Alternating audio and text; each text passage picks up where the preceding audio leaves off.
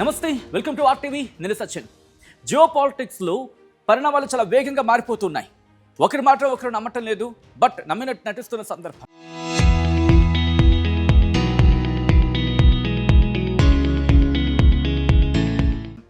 Latest development ఏంటి? ఏం పరిణామాలు జరుగుతున్నాయి? అసలు జరిగే అవకాశం ఏంటి? వీటి గురించి ఎప్పటికప్పుడు డీటెయిల్ ఇన్ఫర్మేషన్తో అనాలిసిస్తో మీ ముందుకు వస్తుంది ఆర్టీవీ. అండ్ నదర్ ఇంట్రెస్టింగ్ టాపిక్తో మీ ముందుకు వచ్చేస్తుంది ఆర్టీవీ. దాని గురించి మాట్లాడుకునే ప్రయత్నం చేద్దాం. ఇప్పుడు ఇంత పాలిటిక్స్, ఇన్ఫ్యాక్ట్ జియో పాలిటిక్స్లో ఇప్పుడు ఇంత కీలకమైన పరిణామంలో వినిపిస్తున్న రెండు మాటలు. అందులో ఒకటి 2 weeks సీజ్ ఫైర్, అంటే 2 వారాల పాటు యుద్ధ విరమణ. బట్ ఇంకొక మాట ఏంటి? Cease fire close, cease fire violation, అంటే 2 వారాల పాటు యుద్ధ విరమణ ఉంటుందనేది ఒక మాట. ఇంకొకటి యుద్ధ విరమణ క్లోజ్ అయిపోయిందనేది ఇంకొక మాట. ఈ రెండిట్లో ఏది నిజం, ఏది నమ్మాలి? 2 weeks సీజ్ ఫైర్ ఉందనుకోవాలా, లేకపోతే సీజ్ ఫైర్ క్లోజ్ అయింది అనుకోవాలా? ట్రంప్ 2 వారాలు బ్రేక్ ఇచ్చాడు అండ్ ఇరాన్ కూడా ఓకే అంది. బట్ ఇజ్రాయెల్ మళ్ళీ లెబనాన్పై అటాక్ దిగింది. ఇరాన్కు తిక్క రేగింది. సీజ్ ఫైర్ గీజ్ ఫైర్ జాంతని చెల్ పక్కలు ఆడుకో అని చెప్పి సీరియస్గా వార్నింగ్ ఇస్తోంది. అసలు ఇద్దరి మధ్య డీల్ ఓకే అయిన తర్వాత కూడా ఈ డిస్టర్బెన్స్ దేనికి? అసలు ఈ డిస్టర్బెన్స్ ఏంటి? ఇన్ఫ్యాక్ట్ ఇరాన్ 10 డిమాండ్స్ తెర మీద తీసుకొచ్చింది. అమెరికా ఒక 15 డిమాండ్స్ని ముందుంచింది. ఈ క్రమంలో ఈ 15 వర్సెస్ 10 డిస్టర్బెన్స్ ఎందుకు క్రియేట్ చేస్తున్నాయి? ముందుగా ఇరాన్కు సంబంధించి ఆ డిమాండ్స్ని చూద్దాం. ఆ తర్వాత ఇన్ డీటెయిల్గా మాట్లాడుకునే ప్రయత్నం చేద్దాం. అసలు ఎందుకు వీళ్ళిద్దరూ ఒప్పుకోవటం లేదు, అసలు ఆ డిమాండ్ సంగతి ఏంటి ముందుగా చూసే ప్రయత్నం చేద్దాం. ముందుగా ఇరాన్కు సంబంధించిన 10 డిమాండ్స్ చూసే ప్రయత్నం చేద్దాం. Here it is on the screens of RTV. Iran 10 డిమాండ్లు. ఇరువైపులా పరస్పరం దాడులు చేసుకోకుండా ఖచ్చితమైన హామీ ఉండాలనేది ఇరాన్ డిమాండ్. ఇన్ఫ్యాక్ట్ ఇరాన్ అణుశుద్ధికి అంగీకారం తెలపాలంటూ కూడా ఇరాన్ చెప్పుకొచ్చింది. ఇక అలాగే హార్ముజ్ జలసంధిలో ఇరాన్ సాయుధ దళాల పర్యవేక్షణలో నౌకల రాకపోకలు జరగాలనేది ఇరాన్ డిమాండ్. లెబనాన్లో హెజ్బుల్లాపై దాడులు సహా అన్ని చోట్ల యుద్ధం పూర్తిగా నిలిపివేయాలంటూ కూడా ఇరాన్ డిమాండ్ తెర మీద తీసుకొచ్చింది.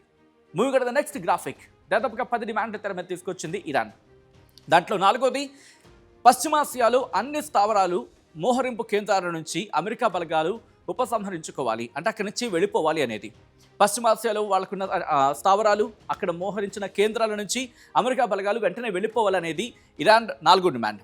ఇక 5వది, ఇరాన్కు వ్యతిరేకంగా యుఎన్ఓ, యునైటెడ్ నేషన్స్, యుఎన్ భద్రతా మండలి, ఇతర సంస్థల్లో చేసిన అన్ని తీర్మానాలను అన్కండిషనల్గా రద్దు చేయాలి అనేది ఇక్కడ 5వ డిమాండ్.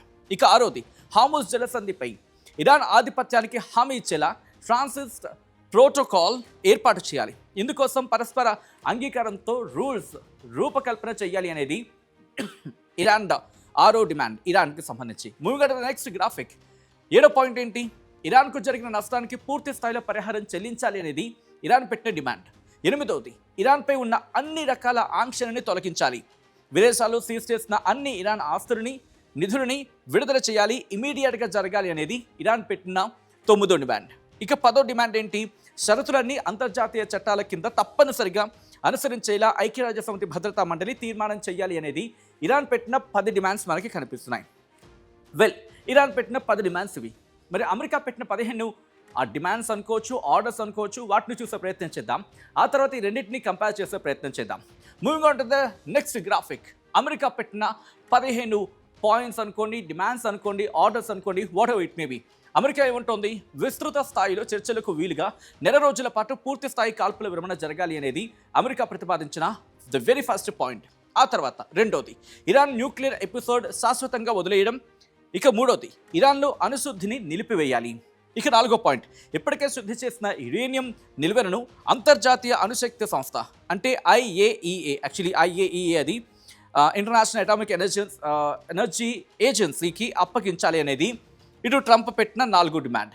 ఇక 5వ డిమాండ్కి సంబంధించి చూసే ప్రయత్నం చేద్దాం. డిమాండ్ కావచ్చు, ఆర్డర్ కావచ్చు, లేకపోతే పాయింట్ కావచ్చు, వాట్ ఇట్ మే బి.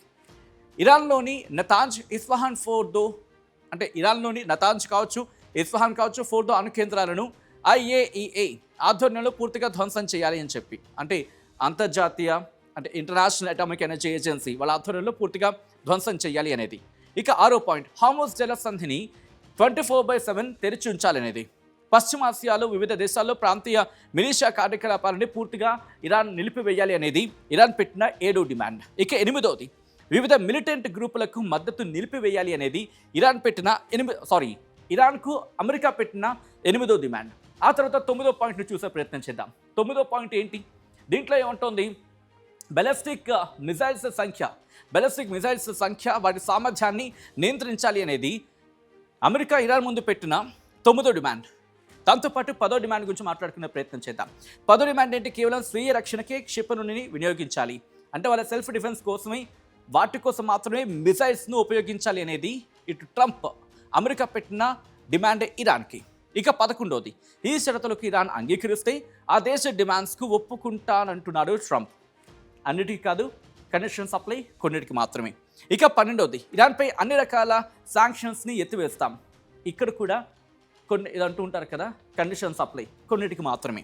ఇక ఇక్కడి నుంచి 13వ పాయింట్ని చూసే ప్రయత్నం చేద్దాం.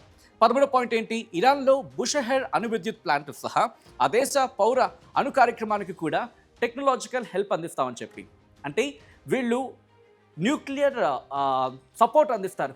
ఎట్లా? న్యూక్లియర్ బాంబ్స్ తయారు చేసుకోవడానికి కాదు, న్యూక్లియర్ ఎనర్జీ కోసం కాదు, న్యూక్లియర్ పవర్ని, అంటే ఒక విధంగా చెప్పాలంటే న్యూక్లియర్ బాంబులు తయారు చేసుకోవడం కాదు, న్యూక్లియర్ ఎనర్జీని, అంటే న్యూక్లియర్ ఎనర్జీ కోసం, అంటే విద్యుత్ కోసం కావచ్చు, లేకపోతే అట్లా వాటి కోసం ఉపయోగించుకునేందుకు మాత్రమే ఇక్కడ హెల్ప్ చేస్తుంది, లేకపోతే సపోర్ట్ ఇస్తుంది అమెరికా. ఇక ఆ తర్వాత 14వ పాయింట్, ఆంక్షల విధానాన్ని ఎత్తేయడం. 15వ పాయింట్, ఒప్పందంలో ఇరాన్ ఏదైనా అంశాన్ని ఉల్లంఘిస్తే ఆ దేశంపై ఐక్యరాజ్య సమితి గతంలో విధించిన ఆంక్షలు ఆటోమేటిక్గా మళ్ళీ వర్తిస్తాయి. సో వీళ్ళ 15 పాయింట్లు చూశారు. అమెరికాకు సంబంధించి ఆ 15 డిమాండ్స్ని మీరు చూశారు, అండ్ ఇరాన్ ప్రతిపాదించిన ఆ 10 పాయింట్లు కూడా మీరు చూడడం జరిగింది. ఇక్కడ కంపారిజన్ చేసే ప్రయత్నం చేద్దాం. ఫస్ట్ ఇరాన్కి సంబంధించి పాయింట్ టు పాయింట్ చూద్దాం. గోయింగ్ ద ఇరాన్కి సంబంధించి 5 పాయింట్స్ ఇరాన్కి సంబంధించి ఆ 10 పాయింట్స్ చూసే ప్రయత్నం చేద్దాం. ఆ తర్వాత డీటెయిల్గా అమెరికాకి సంబంధించి చూద్దాం. ఇరాన్ అంటుందేంటి? ఇరువైపులా పరస్పరం దాడులు చేసుకోకుండా ఖచ్చితమైన హామీ ఉండాలి, ఇరాన్ అణుశుద్ధికి అంగీకారం తెలపాలి అనేది. ఇది సాధ్యమవుతుందా? అమెరికా ఒప్పుకుంటే సాధ్యమయ్యే అంశం, బట్ ఇరాన్ అణుశుద్ధికి అంగీకారం తెలపాలనేది కండిషన్ సప్లై అంటోంది అమెరికా. ఎస్, మేము తెలుపుతాం, బట్ మీరు దాన్ని కేవలం ఎనర్జీకి మాత్రమే, అంటే విద్యుత్, అంటే పవర్ ప్లాంట్స్ కావచ్చు, ఇలా వీటికి తప్ప అంటే న్యూక్లియర్ పవర్ కోసం ఉపయోగించాం, న్యూక్లియర్ ఎనర్జీ కోసం అయితే ఓకే, అని న్యూక్లియర్ పవర్ కోసం మాత్రం మేము అంగీకరించాం అనేది ఇటు అమెరికా చెప్తున్నమాట. కాబట్టి ఫస్ట్ పాయింట్ క్యాన్సిల్, ఒప్పుకునే సందర్భం ఎక్కడా కనిపించట్లేదు. ఇక రెండోది, హార్మోజ్ జలసంధిలో ఇరాన్ సాయుధ దళాల పర్యవేక్షణలో నౌకల రాకపోకలంటూ కూడా. అసలు దీనికి అమెరికా ఒప్పుకుంటుందా? ఎందుకంటే అక్కడది అదొక ఫ్రీ పాస్వేగా ఉండాలి, అదొక ఫ్రీగా, అంటే చాలా ఫ్రీగా నడుస్తూ ఉండాలి, ఎక్కడ బ్లాక్ చేయకూడదు అనేది. అండ్ ఇప్పుడు ఇంకొక మాట వినిపిస్తోంది, వీళ్ళు టోల్ వసూలు చేస్తూ ఉంటున్నారు, అమెరికా ఏమంటుంది మాకు కూడా షేర్ కావాలి అని అంటుందని చెప్పి కొంత సోషల్ మీడియా వేదిక చర్చ జరుగుతోంది. But we have to wait and see అక్కడ కంక్లూషన్ పాయింట్ వస్తుంది. కాబట్టి రెండోది కూడా హోల్డ్లోకి వెళ్ళిపోయే అవకాశం క్లియర్ కట్గా కనిపిస్తోంది. ఇక మూడోది, లెబనాన్లో హెజ్బుల్లాపై దాడులు సహా అన్ని చోట్ల యుద్ధం పూర్తిగా నిలిపివేయాలని చెప్పి. హెజ్బుల్లా ఎవరు? ఇటు ఇరాన్ ప్రాక్సీ. సో వాళ్ళపై దాడులు నిలిపేయాలంటే కనుక ఫస్ట్ మీరు దాడులు ఆపేయండి, అంటే ఇది ఇజ్రాయెల్ చేతుల్లో ఉంటుంది. ఇజ్రాయెల్ ఏముంటుంది, మేము దాడులు ఆపము, హెజ్బుల్లాను పూర్తిగా నిర్మూలించేంత వరకు మేము వదిలిపెట్టమనేది ఇజ్రాయెల్ వర్షన్. కాబట్టి ఇది అమెరికా చేతుల్లో ఉంది, ఇరాన్ చేతుల్లో కూడా ఉంది. అమెరికా ఇజ్రాయెల్ని కంట్రోల్ చేయాలి, అండ్ ఇరాన్ హెజ్బుల్లాని కంట్రోల్ చేయాలి. కానీ ఇద్దరిని ఎవరు కంట్రోల్ చేసే ప్రసక్తి అంతగా కనిపించట్లేదు ఇప్పుడున్న సిచ్యువేషన్లో. కాబట్టి ఈ మూడో పాయింట్ కూడా దాదాపుగా డిస్కషన్కి వెళ్ళే అవకాశం అంతగా కనిపించట్లేదు, ఇఫ్ ఎట్ ఆల్ అమెరికా ఇజ్రాయెల్ని ఒప్పుకునేలా చేస్తే తప్ప. బట్ ఇజ్రాయెల్ ఇప్పటికైతే మాత్రం ఒప్పుకునే సిచ్యువేషన్ కనిపించట్లేదు రీసెంట్ స్టేట్మెంట్స్ ప్రకారం చూస్తే. Moving on to the fourth point, west ఏషియాలోని అన్ని స్థావరాలు మోహరింపు కేంద్రాల నుంచి అమెరికా బలగాలు ఉపసంహరించుకోవాలి, లేకపోతే అమెరికా బలగాలు అక్కడి నుంచి వెళ్ళిపోవాలని చెప్పి. సో ఇది బిగ్గెస్ట్ క్వశ్చన్ మార్క్. అమెరికా ఒప్పుకుంటుందా? దాదాపుగా ఒప్పుకోదు. బట్ ఇక్కడి నుంచి, అంటే గల్ఫ్ దేశాల నుంచి వాటిని తొలగించడం, లేకపోతే అక్కడి నుంచి ఇజ్రాయెల్కు షిఫ్ట్ చేయాలని చెప్పి ఇజ్రాయెల్ ప్రపోజల్ పెట్టిందనేది దాదాపు 2 వారాల క్రితం మనం మాట్లాడుకున్నాం. ఒకవేళ అదే జరిగితే ఇక్కడి నుంచి ఆ స్థావరాలు కావచ్చు, మోహరింపు కేంద్రాలు కావచ్చు వెళ్ళిపోవచ్చు, బట్ ఇజ్రాయెల్లో పాగా వేసే అవకాశం ఉంటుంది. సో ఈ పాయింట్ కాస్త సమ్వేర్ యాక్సెప్టబుల్ అనే ఒక మాట వినిపించవచ్చు. బట్ గల్ఫ్ దేశాలు ఒప్పుకుంటాయా? ఉన్న సిచ్యువేషన్లో గల్ఫ్ దేశాలు ఒప్పుకోకపోవచ్చు. అటువంటి తరుణంలో మళ్ళీ మొదటికి వచ్చే అవకాశం ఉంది. కాబట్టి ఈ 4వ పాయింట్ కూడా చెల్లకపోవచ్చు, అండ్ డిస్కషన్లో దాదాపుగా కంక్లూషన్కి రాకపోవచ్చు. ఇది గల్ఫ్ దేశాలపై డిపెండ్ అవుతుంది. కాబట్టి 4వ పాయింట్ క్రాస్. అండ్ 5వ పాయింట్, ఇరాన్కు వ్యతిరేకంగా యుఎన్ భద్రతా మండలిలో అండ్ ఇతర సంస్థల్లో చేసిన అన్ని తీర్మానాలను అన్కండిషనల్గా రద్దు చేసుకోవాలి. బహుశా సమ్వేర్ ఇది కాస్త ఎక్కడో డిస్కషన్కి వచ్చే అవకాశం ఉంటుంది. అదే కండిషన్స్ అప్లై అంటూ ఉంటాం కదా, అంటే కొన్ని కండిషన్స్ పెట్టి దీన్ని అప్లై చేయొచ్చు. అంటే ఇప్పటికీ దాదాపు 5 పాయింట్లు 2 ఎక్కడో చోట కాస్త కొలుక్కొచ్చే అవకాశంలో కనిపిస్తోంది. అందులో ఇదొకటి. ఇక 6వది, హార్ముజ్ జలసంధిపై ఇరాన్ ఆధిపత్యానికి హామీ ఇచ్చేలా ట్రాన్సిట్ ప్రోటోకాల్ ఏర్పాటు చేయాలి. ఇందుకోసం పరస్పర అంగీకారంతో రూల్స్ రూపకల్పన చేయాలి అనేది. సో దీనికి సంబంధించి మనం ఇందాక మాట్లాడుకున్నాం. I think the second point or third point, second పాయింట్లో మాట్లాడుకున్నాం. దీని మీద డిస్కషన్ జరిగి కొలుక్కొస్తే కనుక ఒప్పుకునే ప్రసక్తి ఉంటుందా, అది అమెరికా చేతుల్లో ఉంటుంది. కాబట్టి 2 అండ్ 5 మనం మాట్లాడుకున్నట్టుగా దానికి ఈ 6 కూడా జోడవుతుంది, అంటే 6ని కూడా జోడించవచ్చు అనుకోవాలి. Moving on to the next point, 7వ పాయింట్ చూసే ప్రయత్నం చేస్తే ఇరాన్కు జరిగిన నష్టానికి పూర్తి స్థాయిలో పరిహారం చెల్లించాలి. ఎవరు చెల్లించాలి అనేది తెర మీదకి వచ్చినప్పుడు I think US press secretary అనుకుంటా, క్యారోలినా లీవెట్ ఏదో ఉంటుంది ఆమె పేరు. ఆమె ఏమందంటే కనుక, subject the correction here it again, ఇటువంటివి గతంలో కూడా మాట్లాడుకున్న సందర్భంలో ఇది గల్ఫ్ దేశాల నుంచి వసూలు చేసి ఇరాన్కి ఇప్పించవచ్చు అనే ఒక అర్థం వచ్చిన భావం వచ్చిన ఆమె మాట్లాడుకొచ్చారు. సో ఇది ట్రంప్ పరిశీలిస్తున్నాను అనే భావం వచ్చిన మాట్లాడుకొచ్చారు. కాబట్టి పూర్తిగా నష్టపరిహారం అమెరికా చెల్లించకపోవచ్చేమో, కానీ ఇది గల్ఫ్ దేశాల మీద వేస్తే గల్ఫ్ దేశాలు ఒప్పుకుంటాయా? కాబట్టి ఈ 7వ పాయింట్ అనేది కూడా దాదాపుగా క్యాన్సిల్. 7వ పాయింట్ కూడా మనకి దాదాపుగా క్యాన్సిల్ వెళ్ళే అవకాశం ఉంది, but depends on Gulf countries. ఆ తర్వాత 8వది, ఇరాన్పై ఉన్న అన్ని ఆంక్షలు తొలగించాలి. ఇది అమెరికా చేతుల్లో ఉంటుంది. ఇది అమెరికా అనుకుంటే కండిషన్స్ అప్లై అని చెప్పి కొన్ని కండిషన్స్ పెట్టి దీన్ని తొలగించే అవకాశం ఉంటుంది. కాబట్టి 8వ పాయింట్ కూడా కాస్త టిక్, అంటే 3 ఇక్కడ అంగీకారానికి వచ్చే అవకాశం ఉందనుకోవాలి. అండ్ విదేశాల్లో సీజ్ చేసిన అన్ని ఇరాన్ ఆస్తులని నిధులని విడుదల చేయాలి, ఇమీడియట్గా జరగాలి. ఇది బిగ్గెస్ట్ క్వశ్చన్ మార్క్. వెంటనే జరుగుతుందంటే కనుక జరగకపోవచ్చు. విడతల వారీగా కండిషన్స్ అప్లై ఇక్కడ కూడా జరిగే అవకాశం ఉంది. కాబట్టి ఇది కాస్త లాంగ్ టైం అనుకోవచ్చు. ఈ 9th పాయింట్ జరిగే అవకాశం ఉందని చెప్పి టిక్ మార్క్ పెట్టుకున్నాం. ఒక 4. అండ్ లాస్ట్ పాయింట్, షరతులు అన్ని అంతర్జాతీయ చట్టాల కింద తప్పనిసరిగా అనుసరించేలా ఐక్యరాజ్య సమితి భద్రతా మండలి తీర్మానం చేయాలి. ఇది జరిగే అవకాశం ఉంటుంది ఎప్పుడు ఈ 10 పాయింట్లు ఒప్పుకుంటే కనుక. కాబట్టి 10లో ఒక 5 పాయింట్లు డిస్కషన్కి వెళ్ళే అవకాశం క్లియర్ కట్గా ఉంది. అండ్ ఈ 5లో కనీసం 1, 2 ఇక్కడ అమెరికా ఒక విధంగా చెప్పాలంటే ఊకొట్టే అవకాశం ఉంటుంది అనుకోవచ్చు. సో 10లో 5కి మాత్రమే కాస్త హోప్స్ అనేవి ఉన్నాయి. ఇది ఇరాన్ ప్రకారం చూస్తే. మరి అమెరికా ప్రకారం చూస్తే అమెరికా 15 డిమాండ్స్ తెర మీద పెట్టింది కదా. సో వాటి గురించి మాట్లాడుకునే ప్రయత్నించిద్దాం. ఈ అమెరికాకు సంబంధించి విస్తృత స్థాయిలో చర్చలకు వీలుగా 4 రోజుల పాటు పూర్తి స్థాయి కాల్పుల విరమణ జరగాలి. ఇది జరిగే అవకాశం ఉంటుంది. 2 రేపు కూర్చొని మాట్లాడుకుని డీటెయిల్గా వాటి గురించి మాట్లాడుకున్న సందర్భంలో కొలుక్కు వస్తాయి. కాబట్టి ఇది టిక్ మార్క్ పెట్టుకోవచ్చు. అండ్ 2వది, ఇరాన్ న్యూక్లియర్ ఎపిసోడ్ శాశ్వతంగా వదిలేయడం ఇది అసాధ్యం. ఇరాన్ ఒప్పుకోదు. అది పవర్గా కావచ్చు, ఎనర్జీ విషయంలో కావచ్చు.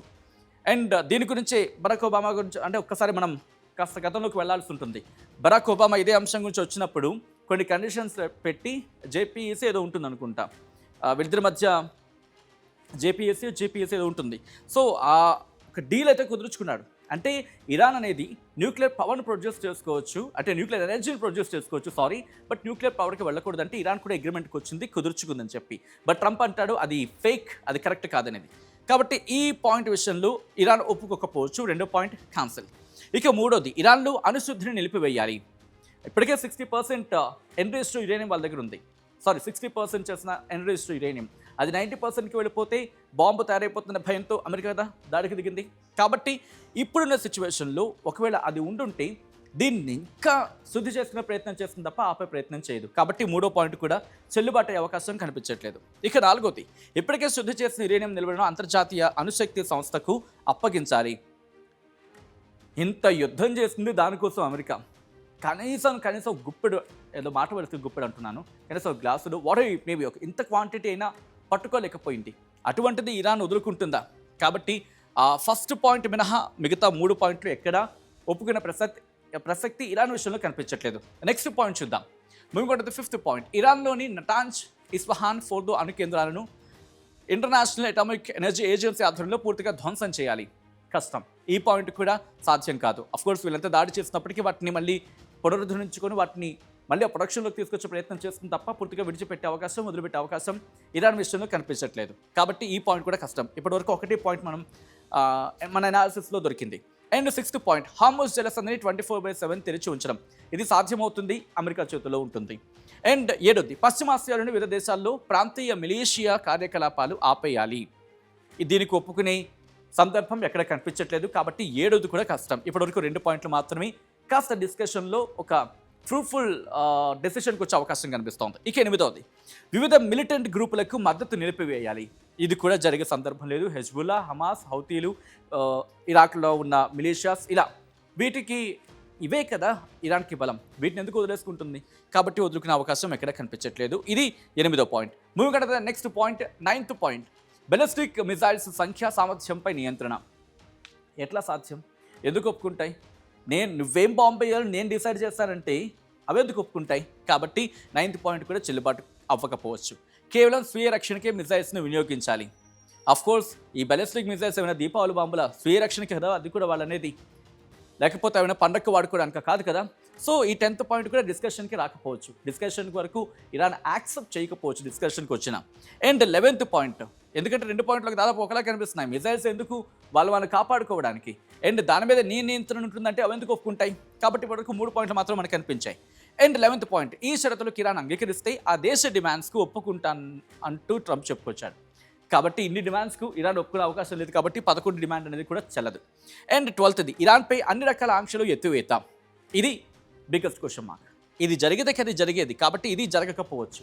ఆ తర్వాత 13th పాయింట్ చూసే ప్రయత్నం చేద్దాం. Moving on to the next point, ఇరాన్లోని బుషెహర్ అణు విద్యుత్ ప్లాంట్ సహా ఆ దేశ పౌర అణు కార్యక్రమానికి కూడా టెక్నాలజీ హెల్పింగ్ ఇస్తామంటూ కూడా. సో అణు విద్యుత్ ప్లాంట్కి ఎప్పుడు అణు బాంబులకు లేకపోతే ఒక విధంగా చెప్పాలంటే న్యూక్లియర్ పవర్ వరకు వెళ్ళకపోతే ఓన్లీ న్యూక్లియర్ ఎనర్జీకి కన్ఫైన్ అయితే కనుక హెల్ప్ చేస్తామనేది. కాబట్టి ఈ పాయింట్ కూడా డిస్కషన్ వరకు వెళ్ళినా ఇరాన్ ఒప్పుకోకపోవచ్చు.